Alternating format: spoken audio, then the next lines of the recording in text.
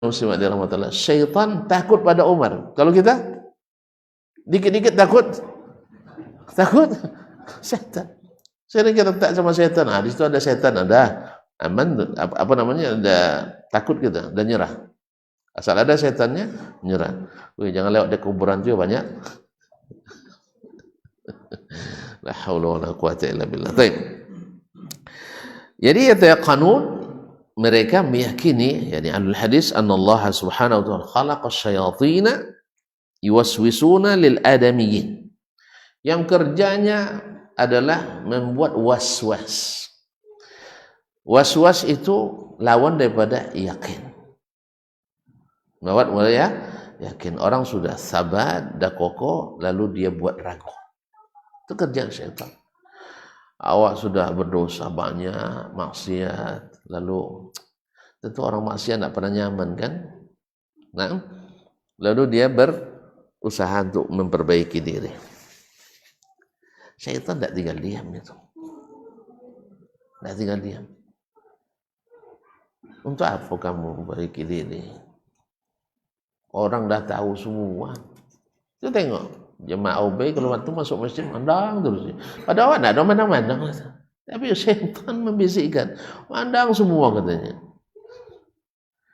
Akhirnya jarang pula dia ke masjid. Jarang ke masjid. Ada mulai nak ngaji, tentu orang yang baru ngaji tak tahu dia aturan-aturan. Salatnya mungkin masih kencong. Tahu kencong? Tak lurus sapnya. Apalagi kadang ibu-ibu masih baru nak mulai nak ngaji, pakai pula celana jin. Tahu celana jin? Jin itu kan makhluk halus, dipakai oleh makhluk kasar, tentu sempit. Iya, celana jin kan sempit kan? Rata-rata celana jin sempit. Memang salah kita. Itu untuk jin. Lalu kita beli. Ya, untuk jin. Jin kan makhluk halus. Dipakai oleh makhluk kasar, tentu kesempitan. Makanya tidak baik, apalagi perempuan-perempuan. Nah, makanya banyak perempuan kena ini gangguan syaitan karena celananya sering dipakainya. Makanya asal sudah pakai celana jin, perempuan tuh paling mudah diganggu syaitan. Karena ikutin terus, ini celana saya, kemana pergi dia ikuti. Makanya bilang sama putri-putri kita, ya siapapun yang pakai celana jin, kata Ustaz Dasman, ini celana makhluk halus. Jadi harus ditinggalkan. Kalau tidak diikuti jin terus. Nah, jadi kalau jin yang ikuti bahaya. Kita suka terjatuh dibuatnya, suka tergoda. Makanya yang pakai jin itu memang sangat mudah terpedaya oleh syaitan, karena syaitan selalu mengikutinya, karena celananya selalu dipakai. Nah, jadi oleh sebab itu nasihat saya kepada saya dan keluarga, kerabat, semua siapapun, tinggalkan celana jin itu yang sempit-sempit itu. Nah, tapi kalau sudah dapat izin, tak apa-apa lah beli. Nah, kalau sudah sesuai kaidah syar'i, kalau karena sudah sesuai kaidah syar'i itu tak mampu lagi jin itu lagi, itu dah saya tak pakai itu lagi katanya. Ya, kalau yang sudah 88 itu jin tak mau lagi dia. Ini sudah kadaluarsa ini. Ini tak model kami lagi. Sudah model makhluk kasar. Nah, yusisunil adamiyin wa yaqsiduna istizlalahum, yaitu membuat ragu-ragu, membisik-bisikkan, mempedaya. Tujuannya apa? Untuk menggelincirkan mereka. Ya, awak jalan dah tempang juga, tiba-tiba ditarik-tarik sama syaitan, atau didorong-dorongnya, tarik-tarik, didorong-dorong. Kalau kita menuju kebaikan, ditarik-tariknya. Kalau kita menuju keburukan, didorong-dorongnya. Nah, fayatawassaduna lahum, dan selalu mengintai kita. Innahu yarakum huwa wa qabiluhu min haitsu la tarawnahum. mereka memantau kalian bersama bala tentaranya dari arah yang kalian tidak bisa lihat. Allah. Tapi bisa kita menang ya. Coba bayangkan. Sebenarnya kita lebih hebat dari jin itu, sah? Betul enggak? Kecuali jin dari syaitan itu, kecuali syaitan jenis jenis manusianya apa ya? Ketika menyebut syaitan dari kalangan jin, Allah katakan inna kaidas syaitan kana dha'ifa. Tipu daya syaitan itu sebenarnya lemah. Tapi ketika menyebut syaitan manusia, inna kaidakunna azim. Itu baru syaitan betinanya. Ya, syaitan manusia betina ketika para wanita Mesir nak menggoda Nabi Yusuf alaihissalam. Allah katakan inna kaidakunna azim. Tipu daya kalian itu amat besar. Makanya upayakan jangan ada di antara kita yang jadi syaitan. Mohon maaf kaum muslimin dan muslimat. Syaitan jin kadang-kadang tak pernah misalnya membubarkan pengajian. Sah? Ya, dia hanya membujuk, merayu, menggoda, enggak usah ikut. Ustaz itu gaji terus. Tauhid. Sunnah. Semua bid'ah dibuatnya. Tidak boleh itu. Nah, tapi tidak sempat dia berdiri di situ pakai pelang, tidak ada. Siapa yang buat? Setan manusia. Berarti mana yang lebih hebat? Mana lebih dahsyat?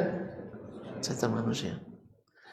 Oleh sebab itu, supaya kita tak jadi syaitan di kalangan manusia, obatnya adalah ilmu dan iman. Belajar dekat dengan orang saleh, orang beriman, orang bertakwa, menghidupkan rumah-rumah Allah. Semakin antum menutup masjid-masjid untuk kajian, antum semakin diperalat oleh syaitan. Ma'asyal kiram dirahmati Allah SWT. Syaitan jin tidak pernah memenjarakan para dai dan ulama. Ada? Ini penjara jin fulan. Di masa pemerintahan jin fulan enggak ada. Paling satu-satu aja hilang kan? Dilarikan jin kan? Rupanya dia katanya di Istana Mega, tapi dalam rumpun pandan. Kan banyak tuh dilarikan oleh jin. Nah, iya kan? Gimana enggak? Kita dilarang anak-anak maghrib yang berkeliaran sebelum maghrib, gitu kan? Dilarang pas tengah siang, jangan biarkan keluar rumah, suruh qailulah misalnya. Tapi keliaran juga kita, tidak ada batas-batas sama sekali.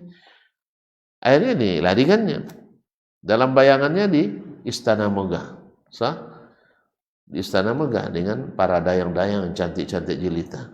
Ternyata dayangnya ulat bulu. Yang hamba dayang itu ulat bulu. Istananya di rumpun pandan atau rumpun bambu. Kan itu sering ditemukan kan? Di mana kamu tadi? Waduh, saya sampai ke istana ini dan sebagainya. Kan sama cerita yang kemarin tuh, penuntut ilmu yang berhenti ngaji tuh. Kan? Dibawa oleh malaikat katanya masuk surga. Bawa malaikat masuk surga setiap pagi, keluar lagi. Besok masuk lagi, keluar lagi. Akhirnya dites sama gurunya. Besok ajak saya pergi. Nah, ketika pas mau diajak pulang, guru tidak mau. Saya ada masuk surga, tidak mau pulang lagi. Ngapain ke dunia? Susah. Ya kan? Karena masuk surga dia. Akhirnya ditinggal sama yang katanya malaikat tadi. Ternyata syaitan. Nah, karena dia baru ngaji, dia tidak paham. Dikiranya betul-betul malaikat. Tidak usah ngaji lagi. Kan tujuan ngaji itu masuk surga. Kamu udah masuk surga. Dengan jalan pintas.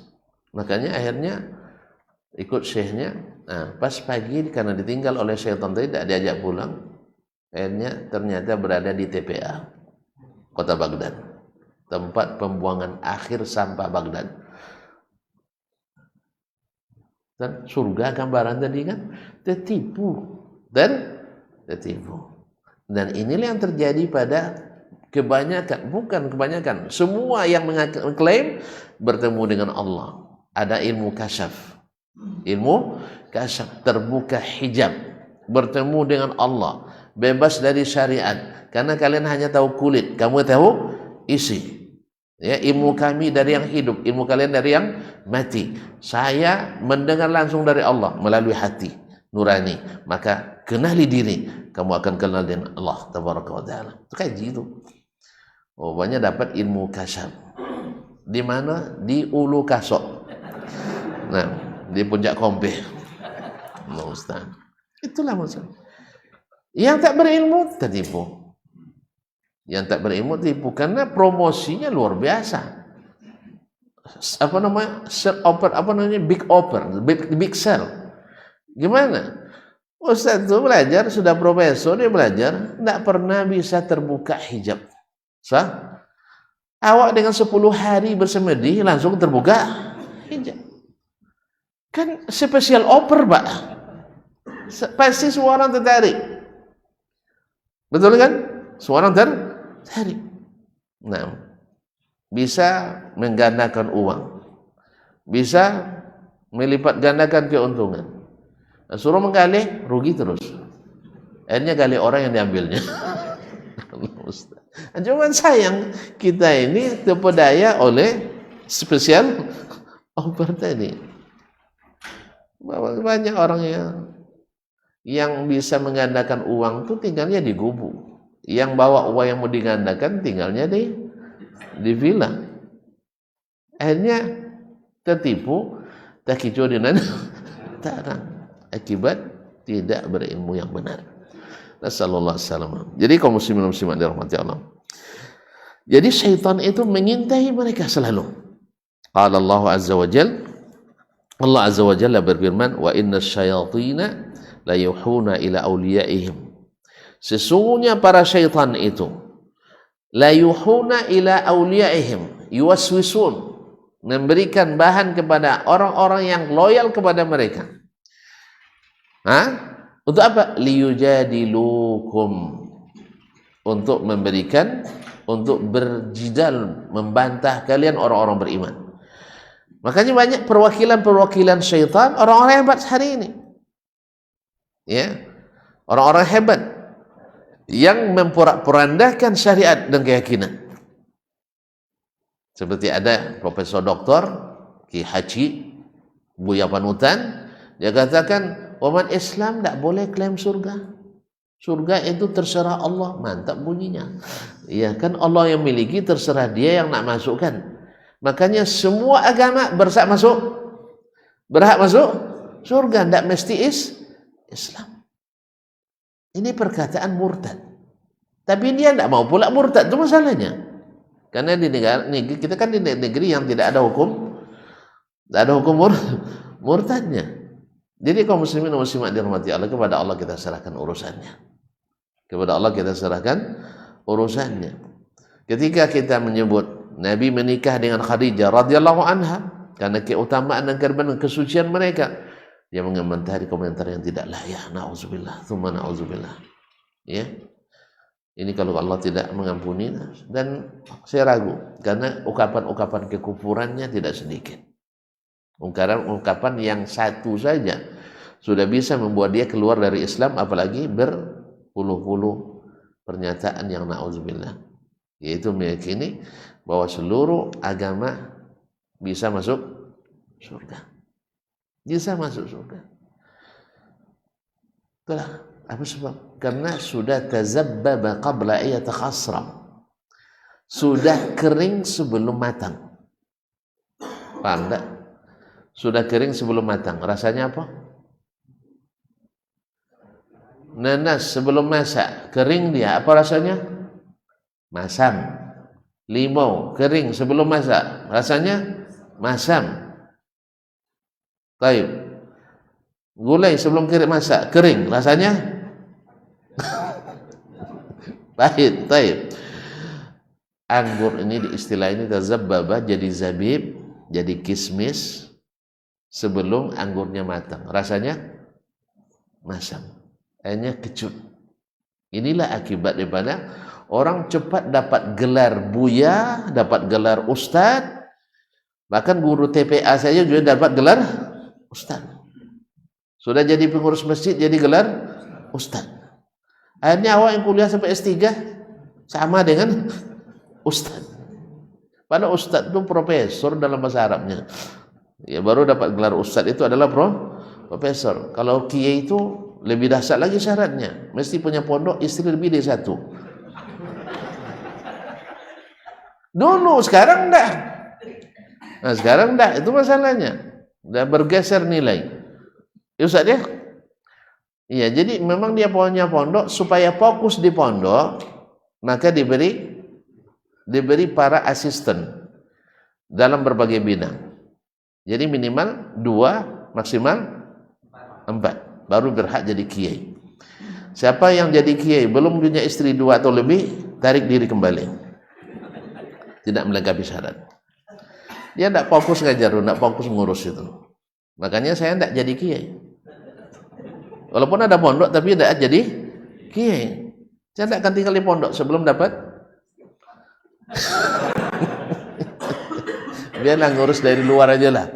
Ya saya. Nah, tapi menguntungkan tuan-tuan juga. Sebab kalau saya sudah di pondok nanti, kita tidak ketemu lagi seperti ini, udah payah. Sah? Nah, biarlah saya bebas di luar, yang kiai-kiai aja lah di pondok. Allah musta'an. Kaum muslimin dan muslimat dirahmati Allah Subhanahu wa taala. Jadi orang-orang yang dibisikkan syaitan untuk berjidal dengan kita, membantah kita. Wa in ata'tumuhum wa in ata'tumuhum innakum lamusyrikun. Kalau kalian taati mereka, ikuti kekuatan jadal, argumentasi mereka, kalian bisa jadi syirik akibatnya. Bisa jadi syirik. Kaum muslimin dan muslimat dirahmati Allah. Misalnya ada yang mengatakan iblis itu dulu kan disuruh sujud sama Adam. Dia tidak mau. Akhirnya dikutuk oleh Allah SWT. Sebenarnya iblis itu, ini bahasanya, sebenarnya iblis itu tidak terkutuk dia. Di mana kau dapat tidak sebenarnya tidak terkutuk? Padahal izhab innaka fa innaka rajim. Pergi kamu terkutuk kata Allah. Ini Al-Quran. Tapi masih bisa dibantah oleh mereka. Alasannya apa? Iblis saja tidak pandai ke situ alasannya. Memang syaitan manusia kadang lebih dahsyat dari syaitan di kalangan jin. Ya, dan itu terbukti. Iblis tak pernah terpikir alasan itu kepada Allah SWT. Ketika Allah katakan, kenapa kau tak mau sujud? Ma mana'aka an tasjuda lima khalaqtu biyadai? Kenapa kamu tak mau sujud kepada Adam yang aku ciptakan sendiri di tanganku? Qala, apa jawabannya? Ana khairun minhum. Saya lebih baik daripada dia. Berarti membangkang atau apa? Bangkang kan? Masa saya yang lebih tinggi, lebih mulia, sujud kepada yang lebih rendah, lebih hina? Berarti kan engkau ya Allah, kan seolah-olah seperti itu tuh. Engkau ya Allah tak pantas nyuruh saya sujud kepada dia. Harusnya dia yang engkau suruh sujud kepada saya. Berarti ya ada iblis membantah Allah dengan alasan menganggap lebih baik. Tapi ada syaitan manusia yang punya alasan yang tak terpikir oleh iblis. Sebenarnya iblis itu tak mau sujud ya karena sujud kepada selain manusia itu syirik. Jadi dia menjaga keimanannya, ketauhidannya pada Allah Subhanahu wa taala. Coba ya. Iblis saja tidak terbayang. Iblis saja tidak terbayang. Nah, tapi dia bisa berikan alasan untuk iblis. Berarti dia lebih bahaya dari iblis yang seperti ini. Jadi jangan main-main antum dengan imannya iblis katanya. Makanya akhirnya nanti akan keluar pernyataan seperti semisal ketika istau i'tadilu wa tarasu atimus sufufakum wa tarasu, rapatkan saf, jangan biarkan setan berdiri samping kita, keluar pernyataan seorang orang yang semacam itu, nanti keluar, baguslah iblis berdiri ikut sholat. Mana pula syaitan ikut sholat sama kita? Dia berdiri nak mengganggu kita. Beginilah iblis dari kalangan manusia, syaitan dari kalangan manusia lebih dahsyat. Makanya yuhun, syaitan itu memberikan wahyu, kan bahasanya wahyu. Wahyu itu hukum asalnya al-i'lamus sari', yaitu pemberitahuan cepat dan kilat. Ya, langsung dia, orang-orang ahli yang seperti ini punya jawaban langsung. Iblis atau syaitan yang berikan, katakan kepada mereka seperti ini. Nasallallahu alaihi wasallam. Syaitan tidak berani bilang karena dia tahu tidak akan mungkin itu diterima Allah Subhanahu wa taala. Tapi lisan manusia yang menjadi syaitan, mengikuti syaitan, diberikan wahyu oleh syaitan, wangsit ya, bukan wahyu wangsit oleh syaitan, bisa memberikan alasan ini. Biarlah mereka salat bersama kita. Kan daripada bermusuhan terus, sekali-kali damai jadilah, minimal dalam salat. Kaum muslimin dan muslimat dirahmati Allah. Cuman masalahnya tadi, betul tak kita damai dengan mereka? Kan tidak bisa dibuktikan. Hanya was-was. Hanya was-was. Keraguan. Was-was itu selalu bikin orang takut, khawatir. Ngaji kita was-was, nanti orang tuduh kita begini-begini. Sah? Istiqamah kita nanti dituduh ini dan sebagainya. Akhirnya yang lemah-lemah berguguran. Atau kadang-kadang was-wasnya lebih dahsyat lagi. Apa ngaji ustaz aja bantah sama ustaz. Ustaz saja berbantah sama ustaz. Ada ustaz bantah sama ustaz? Hah? Banyak. Termasuk ustaz. Saya tidak tahu, saya tidak pernah ngajak bantah, tapi dibantah orang terus. Ya, saya tidak mau ngajak bantah, tapi orang nak bantah tidak apa-apa. Kalau siap berhadapan, siap juga. Nah, tapi biarlah kita jangan jadi penyebabnya. Ya, kalau perbedaan namanya kaji itu biasa. Perbedaan ijtihad dan pandangan itu biasa. Kalaulah sahabat saja ikhtilaf, masa kita tidak boleh ikhtilaf? Sah? Masa sahabat boleh khilaf, kita tidak boleh khilaf? Ya, kaum muslimin dan muslimat yang dirahmati Allah. Jadi syaitan selalu memberikan la yuhuna lil awliyaihim liyujadilukum, untuk berbantah dengan kita. Ya, akan terjadi dialog yang sifatnya tersembunyi antara hati kita. Kalau orang sering mengistilahkan bisikan malaikat dan bisikan syaitan. Sebenarnya iman melawan syaitan. Banyak orang nak berbuat baik, awalnya kita maafkan aja lah sebulan, ya, dia juga sedang susah, datang syaitan, enak-enak aja ya, akhirnya hilang lagi itu, ragu lagi kita. Ya, ragu lagi kita akibat syaitan yang senantiasa membantah dan sebagainya, sampai membawa kita kepada kesyirikan. Enggak apa-apa, kan orang soleh itu orang dekat sama Allah. Orang dekat sama Allah minta melalui dia cepat terkabul, bukankah? Antum kalau ke gubernur melalui asistennya, melalui kabak kesranya, atau melalui wakilnya, pokoknya orang-orang dekatnya. Maka harus juga berdoa melalui orang-orang dekat. Itu tawassul, itu tidak apa-apa. Banyak ulamanya. Itu lagi kan banyak. Coba tengok Habib si fulan ini, Habib ini, Syekh ini, Kiai ini, yang tidak pakai tawassul itu kan hanya orang-orang segelintir itu. Itu jangan jadi Ubay bin Ka'ab aja tuh, yang lain. Kaum muslimin muslimat dirahmati Allah, ini kerja syaitan. Masa yang banyak salah, yang sedikit benar. Ya? Lalu keluar lagi, alaikum bisawadil a'zam, ikutlah golongan terbesar. Hadis mungkar.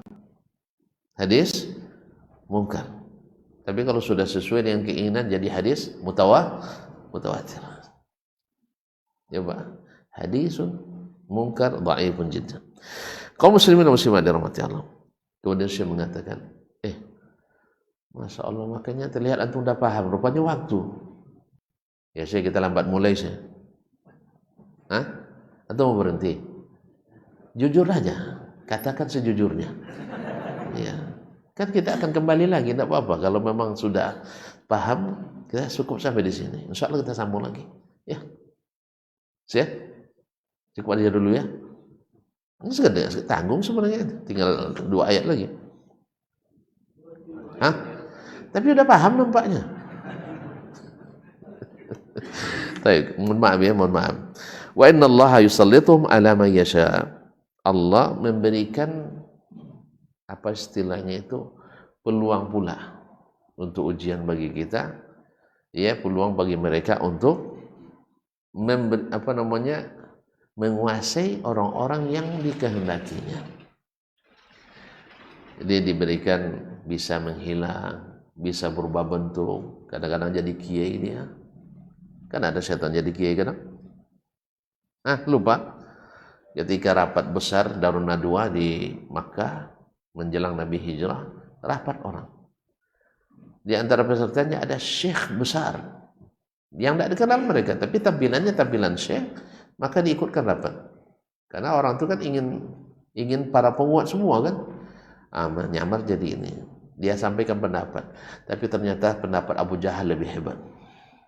Pendapat Abu Jahal lebih dahsyat. Makanya kadang syaitan manusia lebih hebat dari syaitan jin. Itulah buktinya tadi. Bajunya bisa dilarikan. Nah, wa ya'simu min kaidihim wa makrihim yasha. Tapi Allah pelihara dan jaga pula daripada tipu daya dan bisikan syaitan orang yang dikehendaki. Nah, kita harus masuk pada golongan orang yang Allah kehendaki dijaga. Maka kita hidup di tempat-tempat yang terjaga. Misalnya kajian-kajian majelis ilmu seperti ini. Sering berada di rumah Allah. Jangan berada di rumah bordir. Gitu. Jangan sering berada di musalla. Bukan banyak berada di Karakoro. Iya. Sering melantunkan Al-Quran.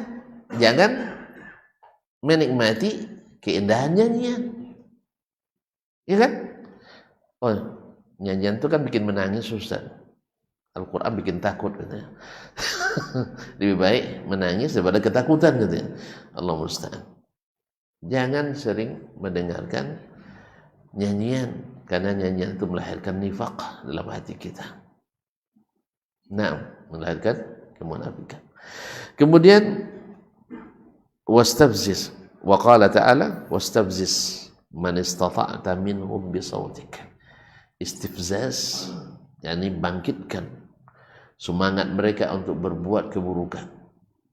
Ya, dengan apa? Siapa yang kamu sanggup dari mereka, jadi Bani Adam, bisautika, dengan suaramu. Maka termasuk suara syaitan adalah nyanyian. Tidak pernah dengar? Mizmarus syayatin adalah seruling-seruling syaitan. Bahwa nyanyian itu adalah seruling syaitan. Wa ajlib alaihim bi khailika, kerahkan untuk memerangi mereka segala kekuatan yang kau miliki. Bari bi khailika, pasukan berkudamu, kavalerimu, warajilika, pasukan pejalan kaki atau angkatan daratmu, wasyarikhum fil amwali walau. Kalau sudah angkatan darat masuk dalam teori militer, pertama kan serangan udara kan, ketika serangan laut. Dan kalau tentara sudah mendarat di suatu negeri, itu maknanya, kalau sudah bisa dia berjalan kaki di negeri yang dia perangi, itu maknanya, itu bahasa saya cerita panjang lagi jadinya. Sekarang orang-orang, misalnya orang Israel ke Gaza, beraninya melalui tank baja, melalui tank baja. Kalau mereka sudah masuk ke wilayah dengan jalan kaki, maknanya sudah menguasai. Jelas? Tapi kalau masih dengan kavalerinya, atau masih dengan udaranya, atau melalui lautnya, itu belum puasa. Makanya yang sudah sampai ke daratan, makanya itu sudah berkuasa. Warajilika wasyarikhum fil amwali wal aulad, dan sertai mereka, ikut dengan mereka fil amwal, dalam mengatur harta,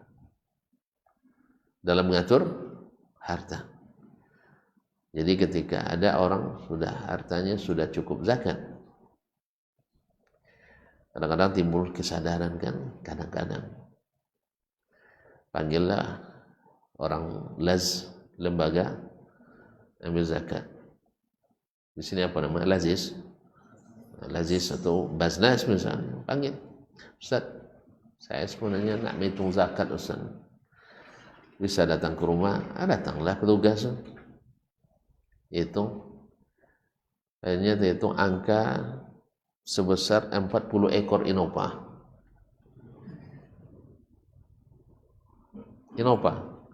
Berapa harga Innova? Ngaji? Nggak serius, saya nanya, saya nggak tahu harganya, Mang. Innova baru. Berapa harganya, Mang? 400 ya. Kali 40. Berapa, Bang? 16 miliar ya? Banyak ya? Nah, ayo Ustaz, insya Allah saya keluarkan zakatnya. Datang anak bujangnya, Pak, itu banyak tuh pas ekor Eropanya tuh katanya kan, 400 juta banyak. Mulai ragu dia, cekol Ustaz. Nanti apa namanya, dengan berbagai alasan lah, nanti saya telepon lagi Ustaz ya. Alhamdulillah dah matilah Pak, anak jadi telepon. Syaitan. Dia onggok nih ya, 40 muat di parkir kita nih. 40 muat. Kenapa? Tapi penuh ya. Penuh kan? Yang ditengoknya yang satu tuh pergi nangis saja nengok yang satu tuh. Pada 39. Kalau tinggal dimakan aja harganya satu persatu sampai mati, tidak habis kan? Tidak habis kan? Bayangkan. Tapi gitulah syaitan. Sama dengan orang kaya meninggal dengan aset uang kontannya saja 93 juta. Tapi bukan rupiah, rial. Rial sih. Ketika meninggal, anak-anaknya, biasalah Ustadz itu kadang kalau sudah meninggal pasti dipanggil kan. Kan itu gunanya Ustadz kadang-kadang. Panggil Ustadz, gimana caranya ini peninggalan ayah kami begini. Lalu saya bilang, ayah kalian ada wasiat enggak? Karena anaknya juga enggak banyak, semuanya sekitar 6 atau 7 orang lah. 93 juta, sedikit apa banyak? Kali 4.000. 4.300 pula sekarang. Kemana saya lihat currency-nya di situ. Berapa banyak? Oleh sebab ada enggak wasiatnya? Enggak ada. Ada utangnya? Enggak. Kami belum tahu, tapi ini saya usulkan supaya bermanfaat juga harta ini bagi ayah dan ayahmu yang telah bersusah payah mengumpulkan. Yang 3 jutanya, kan 93 tuh. Yang 3 jutanya kalian infakkanlah sebagai wakaf atas nama orang tua kalian itu. Subhanallah. Sudah sebanyak itu, anaknya serentak bilang dia saja tidak pernah memikirkan dirinya. Dia sendiri tak pernah memikirkan dirinya. Apa maksudnya? Tidak paham. Dia sendiri aja tidak pernah berniat berinfak. Masa kami pula menginfakkan untuk dia? Inna lillahi wa inna ilaihi raji'un. Rupanya orang tuanya tidak pernah mengajarkan, tidak pernah menanamkan untuk berinfak fisabilillah. Harta ini kumpul bagian banyak itu tidak bermanfaat sedikit pun baginya. Cuma minta 3 juta dari 93 juta. Tidak mau. Bersikeras mereka. Syekh nasihati tidak mempan, karena senjata syaitan itu sudah terhunjam dalam hati mereka, cinta dunianya. Saya kan kaum muslimin dan muslimat dirahmati Allah. Tapi sebaliknya, yang tertanam padanya cinta pada akhirat, itulah anak Umar bin Abdul Aziz, seorang khalifah, ya istrinya anak khalifah, ya istrinya anak khalifah, kemudian saudara-saudaranya khalifah, paman-pamannya khalifah. Ketika meninggal, anaknya hanya dapat warisan laki-laki setengah dinar, seperempuan seperempat dinar. Tapi dia bilang, saya kalau mau, saya jadikan kalian orang termewah di dunia hari ini, karena dia pemegang semuanya. Tinggal tanda tangan kan, instruksikan. Cuman saya tidak ingin, kalau kalian nanti rusak, saya penyebabnya. Tapi kalau seandainya kalian setelah saya meninggal saleh, walaupun tak punya harta, maka Allah yang akan mengurus urusan kalian. Kemudian dia baca ayat, inna waliyyallah alladzi nazzala alkitab wa huwa yatawalla salihin. Sesungguhnya waliku yang mengurus urusanku adalah Allah yang telah menurunkan Alkitab. Ini Alkitab ini, Al-Quran. Kalau ditegakkan, dia akan meluruskan dan menyelesaikan seluruh urusan. Ma'asyarul kiram dirahmati Allah SWT, wa huwa yatawalla salihin, dan Allah pasti mengurus urusan orang saleh. Subhanallah, sia-sia mereka? Demi Allah tidak. Allah urus urusannya. Sampai di antara anaknya ada yang kabarnya berinfak lebih dari 900 ekor kuda perang. Bukan kuda bendi. Ya, kalau kuda bendi pun dah banyak, sah? Kuda bendi berapa bang seekor Bang Robi? Kuda bendi? Oh, abang dah ya apa sudah aja. Dah ada. Oh, jadi dia apa ya? Pai kombo banyak ya. Yang pai kombo. Dah ada. Bukit Tinggi. Baik. 900 lebih kuda perang. Kalau ikut kuda perangnya Pak Fulan, ada 1,7 miliar satu ekor. Nah, bayangkan, dari hanya setengah dinar lebih kurang 1.250.000 rupiah. Tapi Allah kembangkan menjadi orang kaya besar. Tapi ditanam bahwa harta itu untuk fi sabilillah. Kalau kita letakkan di jalan Allah, Allah hartanya banyak sekali. Walillahi khazainus samawati wal ard. Tidak mati miskin ya, walhamdulillah. Jadi kaum muslimin dan muslimat yang satu ini ikut